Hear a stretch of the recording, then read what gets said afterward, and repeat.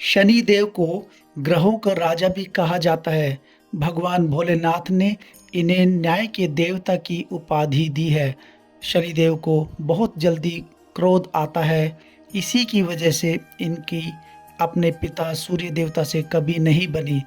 इनके क्रोध से सभी बचने की कोशिश करते हैं, वरना व्यक्ति पर मुसीबतों का पहाड़ टूट पड़ता है। इसलिए इन्हें प्रसन्न करने के लिए शनिवार का व्रत रखा जाता है। व्यक्ति शनि दोष से बचने और उन्हें शांत करने के अनेक उपाय करता है। शनि कृपा से व्यक्ति को सुख और वैभव की प्राप्ति होती है, और जो लोग शनिवार का व्रत करते हैं, उनकी पूजा करते हैं, उनको पूजा के समय शनिवार व्रत कथा का श्रवण अवश्य करना चाहिए। शनिवार व्रत की विधि। इस दिन शनिदेव की पूजा होती है। काला तिल, काला वस्त्र, तेल, उड़द शनिदेव को अति प्रिय हैं, इसलिए इनके द्वारा शनिदेव की पूजा की जाती है। शनि की दशा को दूर करने के लिए यह व्रत किया जाता है। शनि स्रोत का पाठ भी विशेष लाभदायक सिद्ध होता है। तो आइए शनिदेव की व्रत की कथा अब मैं आरंभ करता हूँ। एक बार सभी 9 ग्रह सूर्य, चंद्र, मंगल, बुध, बृहस्पति, शुक्र, शनि, राहु और केतु, इनमें सब में बहस हो गई कि हम में से सबसे बड़ा कौन है। आपस में जब लड़ने के बाद भी जब कोई फैसला नहीं हुआ, तो वो सभी देवराज इंद्र के पास पहुंच गए। इंद्र भी उनका ये प्रश्न सुनकर असमंजस में पड़ गए और कोई निर्णय नहीं कर पाए। फिर इंद्र ने सभी ग्रह देवताओं को एक उपाय बतलाया। उन्होंने कहा कि इस समय पृथ्वी पर राजा विक्रमादित्य सबसे अच्छा न्याय करते हैं। तुम सभी ग्रह देवता भूलोक में जाओ और विक्रमादित्य के सभा में जाकर अपना प्रश्न उनके सामने रखो। इंद्र के यह वचन सुनकर सभी ग्रह देवता भूलोक में राजा विक्रमादित्य के सभा में आकर उपस्थित हुए और अपना प्रश्न उनके सामने रखा। राजा ग्रह देवताओं की बात सुनकर असमंजस में पड़ गए और सोचने लगे कि मैं किसको बड़ा और किसको छोटा बतलाऊं। उसके बाद उन्होंने एक उपाय सोचा। उन्होंने 9 धातुओं के 9 आसन बनवाए, जैसे सोना, चांदी, तांबा, पीतल, जस्ता, अभ्रक, शीशा, रागा और लोहा, और सभी आसनों को क्रम से, जैसे सोना सबसे आगे और लोहा सबसे पीछे बिछा दिए गए। सभी ग्रह देवताओं को राजा ने कहा कि आप अपने अपने आसन ग्रहण करें। जिसका आसन सबसे आगे है वह सबसे बड़ा, जिसका आसन सबसे पीछे है वह सबसे छोटा है। क्योंकि शनिदेव का आसन सबसे पीछे था, तो शनिदेव ने बहुत ही क्रोधित हुए और राजा को बोला, हे राजा, तू मेरे पराक्रम को नहीं जानता। सूर्य एक राशि पर 1 महीना, चंद्रमा 2.25 महीने और 2 दिन, मंगल 1.5 महीना, बृहस्पति 13 महीने, बुध और शुक्र 1-1 महीने विचरण करते हैं, लेकिन मैं 2.5 से 7.5 साल तक एक राशि पर रहता हूँ। मैंने बड़े बड़े राजाओं का विनाश किया है। श्री राम जी को 7.5 आने पर उन्हें जंगल में भटकना पड़ा, और जब रावण को 7.5 की दशा आई तो राम और लक्ष्मण ने लंका पर चढ़ाई की और उसके कुल का नाश कर दिया। अब तुम सावधान रहना। ऐसा कहकर शनिदेव वहाँ से अंतर्ध्यान हो गए। समय गुजरता गया। काल चक्र का पहिया घूमते हुए राजा को 7.5 की दशा आ ही गई। तब शनिदेव घोड़ों के सौदागर बनकर राजा के राज्य में आए। उनके साथ बहुत अच्छी अच्छी नस्ल के घोड़े थे। जब अश्वपाल ने राजा की आज्ञा से कुछ घोड़े खरीदे और उनमें से एक घोड़े को चुनकर राजा ने अश्वपाल से कहा कि मैं इस पर सवारी करना चाहता हूँ।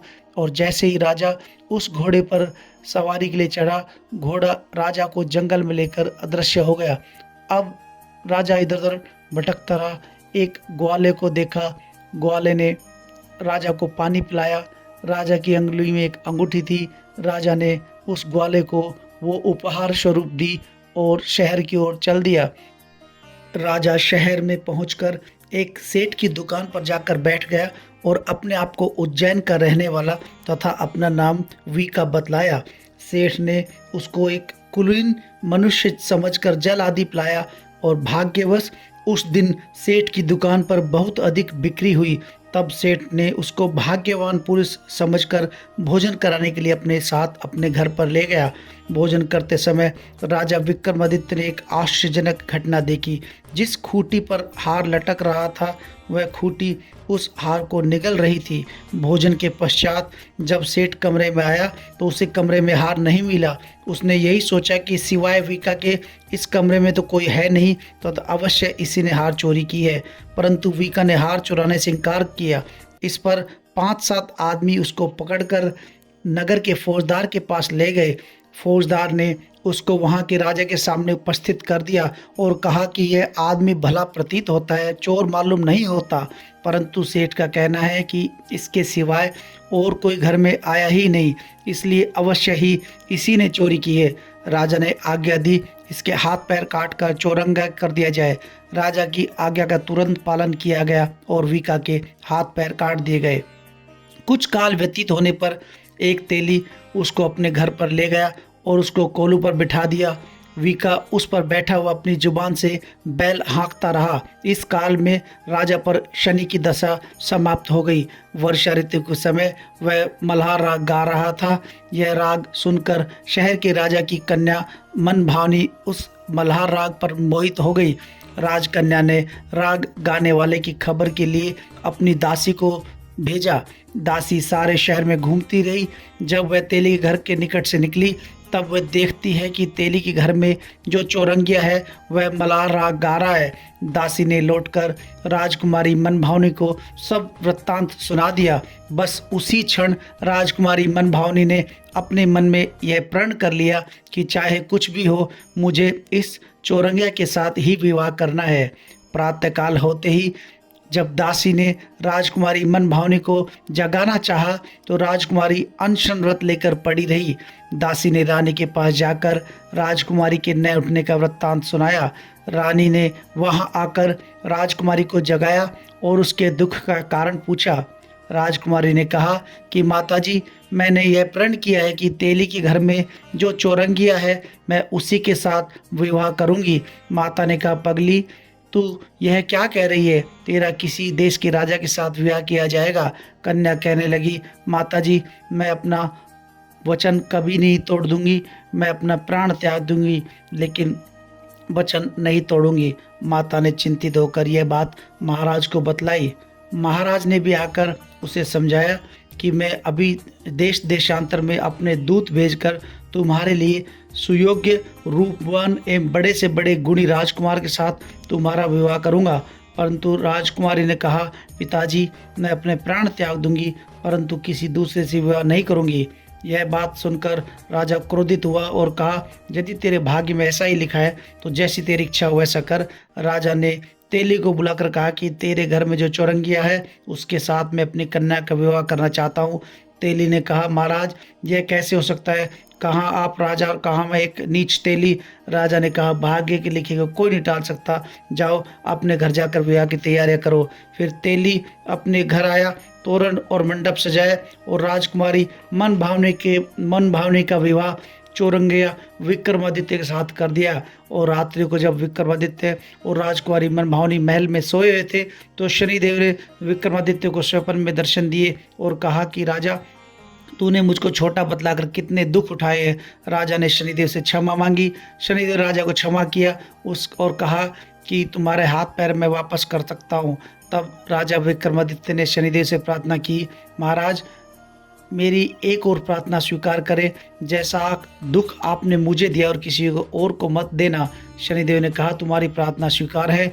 जो मनुष्य मेरी कथा सुनेगा या कहेगा उसको मेरी दशा में कभी किसी प्रकार का दुख नहीं होगा, और जो नित्य ही मेरा ध्यान करेगा या चींटियों को आटा डालेगा उसके सब मनोरथ पूर्ण होंगे। ऐसा कहकर शनिदेव अपने धाम को चले गए।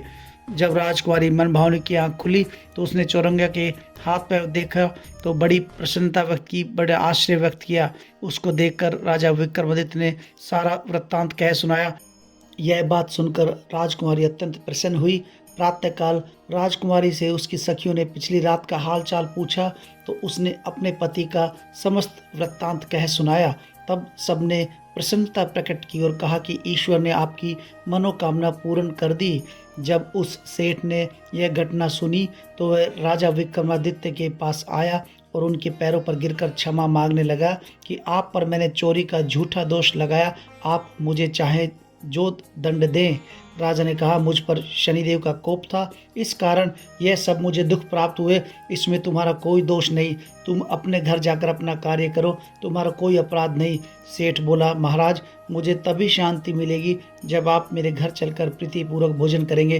राजा ने कहा, जैसी आपकी इच्छा हो वैसा ही करें। सेठ ने अपने घर जाकर अनेक प्रकार के सुंदर व्यंजन बनवाए और राजा विक्रमादित्य को प्रीति भोज के लिए आमंत्रित किया।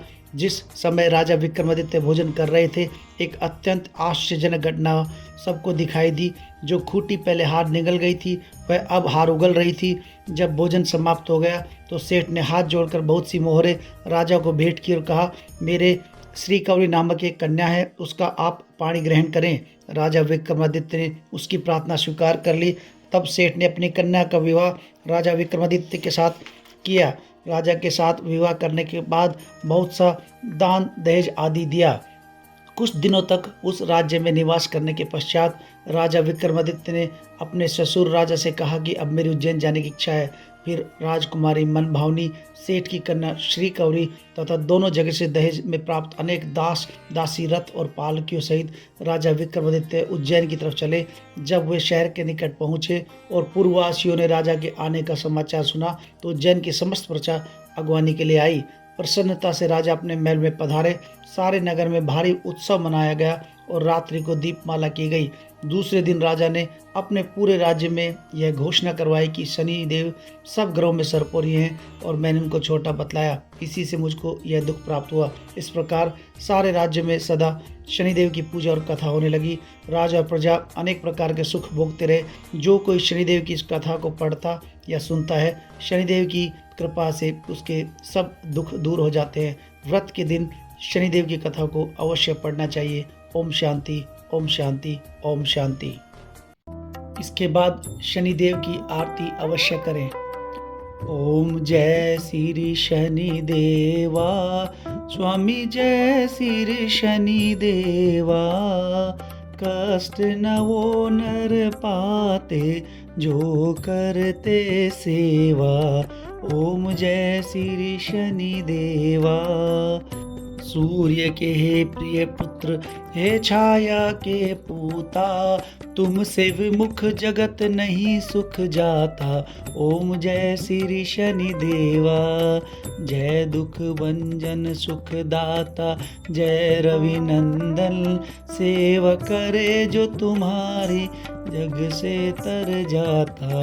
ओम जय श्री शनि देवा। रावण दुष्ट महाबली, सब जग का त्रासा। पड़ी दृष्टि तुम्हारी, हुआ कुल नाशा। ओम जय श्री शनि देवा। तेज अपार तुम्हारा, अतुलित बलकारी। देवन के देव सुनो, विन्य हमारी। ओम जय श्री शनि देवा। ओम श्री शनिच्चाय नमः। ओम श्री शनिश्चराय नमः। ओम श्री शनिश्चराय नमः।